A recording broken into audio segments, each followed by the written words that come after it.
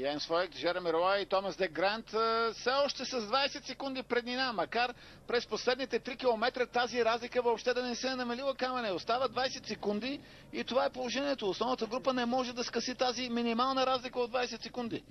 Ще бъде интересно много. 2 км и половина до финала.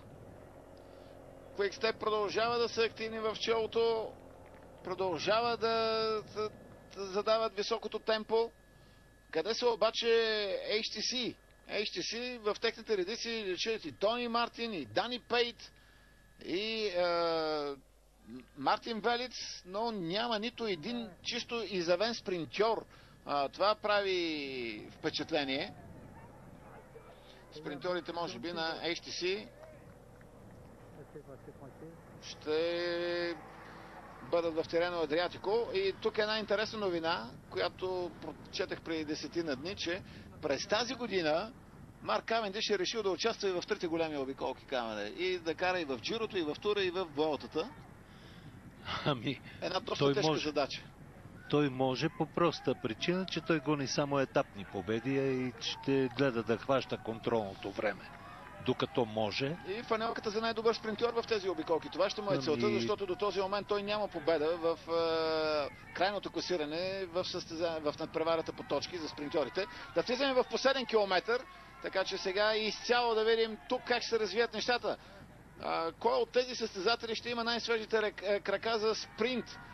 Често казано, Жереми Руа, като най-познато име, като че ли има най-големи шансове, тъй като не познавам Томас Де Грант, какви са неговите възможности за спринт, докато мога да ви гарантирам, че Йенс Фойгт не е от добрите спринтьори. Герен Томас от Скай застана в челото. Скай са също с доста интересен състав. Тук започнаха обаче да се демнат и това няма да им изиграе добра, няма да им бъде в така сега тяхта полза. Герен Томас е много близко до тройката. Последни 250 метра, няма да могат да ги стигнат.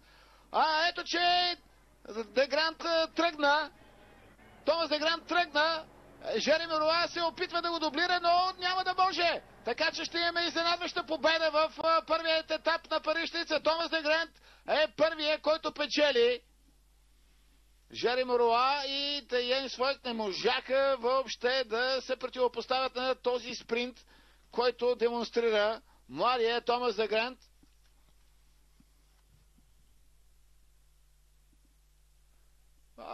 Ето че нека да погледна няколко неща за Томас Де Грант. На колко? На 24 години на практика Томас Де Грант, така че един от младите имена в колоната. На 6 ноември 1986 година Тоспор Фландерен, 2 години поред.